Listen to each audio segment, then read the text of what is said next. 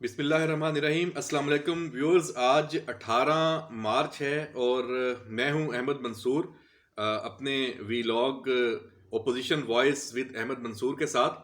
आज एक मुख्तसर जो वीलॉग मैं करना चाहता हूं। सवाल सिर्फ इसमें ये है जिसका हम जवाब तलाश करते हैं, उस पर बात करते हैं कि इलेक्शन कमीशन ने जो खैबर पख्तूनख्वा के बलदियाती इंतखाबात हैं होने हैं 31 मार्च को, उसे मुलतवी करने पर गौर शुरू किया है।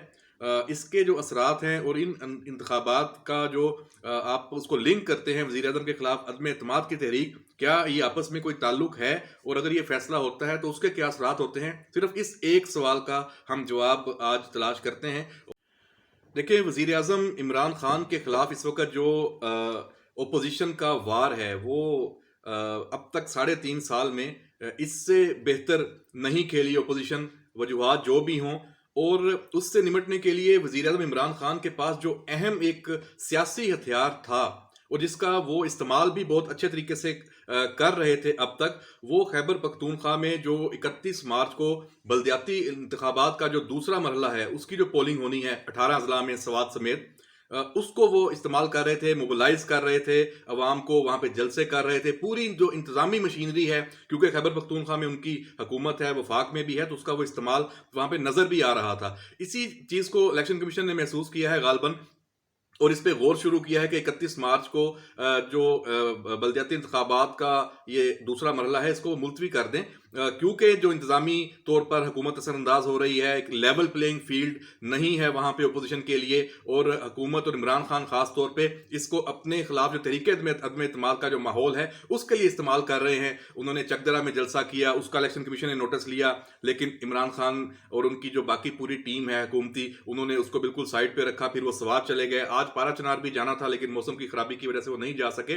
तो अगर इलेक्शन कमीशन ये फैसला कर लेता है तो खान साहब के लिए ये बहुत बड़ा एक सियासी धचका उनको मिलेगा, जो उनके खिलाफ तरीके अदम एतमाद पेश हुई है उससे निपटने के लिए। और मैं समझता हूं कि ये फैसला अगर आता है तो इस दानस्त में तो ये बिल्कुल सही होगा कि जो ओपोजिशन है उसको लेवल प्लेइंग फील्ड मिल जाएगी। लेकिन अगर फिर जब बाद में ये बलदियाती इलेक्शन होते हैं, इस सारे सिनेरियो से निकलने के बाद तहरीक अदम एतमाद अगर कामयाब हो जाती है तो फिर तो खैबर पख्तूनख्वा में मंजरनामा ही बदल जाएगा। तो ये बड़े अगले 24 से 48 घंटे बड़े अहम हैं, और जितने उम्मीदवार इनमें हिस्सा ले रहे हैं बलदियाती इंतखाबात में, उनके लिए भी यकीनी तौर पर बेचैनी है कि उनका जो सियासी मुस्तकबिल है वो भी अब तहरीक इंसाफ के जो कायद हैं और वज़ीर आज़म इमरान खान हैं उनके सियासी मुस्तकबिल के साथ जुड़ गया है।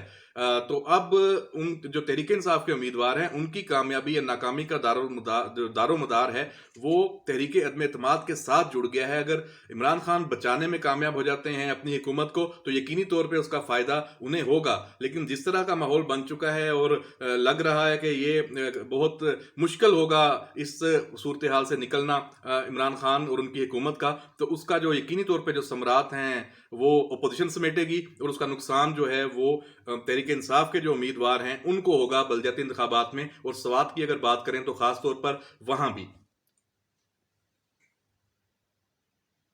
तो व्यूअर्स, ये हमारी कंक्लूजन है, और इस पे मजीद जो है वो अगले 48 घंटों में जब कोई फैसला सामने आता है तो उस पर हम मजीद बात करेंगे। और जो दीगर डेवलपमेंट्स चल रही हैं उस पर भी बहुत कुछ है, वो भी आपसे शेयर करना है। और तब तक इजाज़त, इस वीलॉग का इख्तिताम यहीं तक।